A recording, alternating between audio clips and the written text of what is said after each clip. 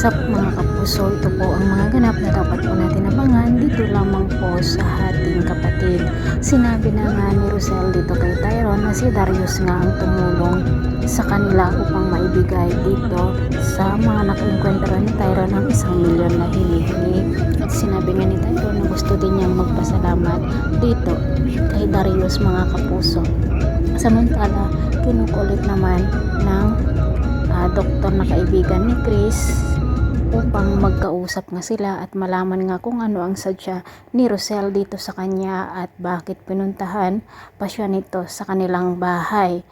Ito namang kapatid ni Chris ay talagang chismosa din ng mga kapuso dahil nga sinabi pa talaga niya dito kay Bia na nagpunta si Rosel doon sa kanila at gusto nga makausap si Chris.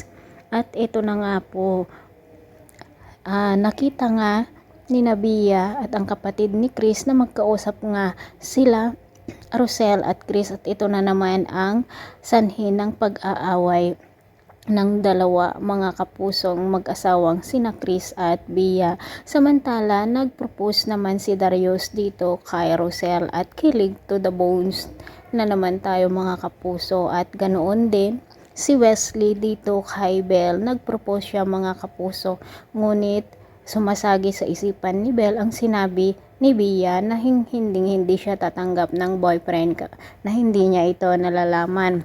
Ano kaya ang gagawin ni Belle kapag malaman niya na mag-ama pala sina Chito at Wesley mga kapuso? Samantala, ito namang si Tali ay siniraan nga niya si Wesley dito kay Belle. Sinabi nga niya na pinaglalaroan lamang niya nito. Maniniwala kaya si Belle dito sa sismosang si Tali mga kapuso?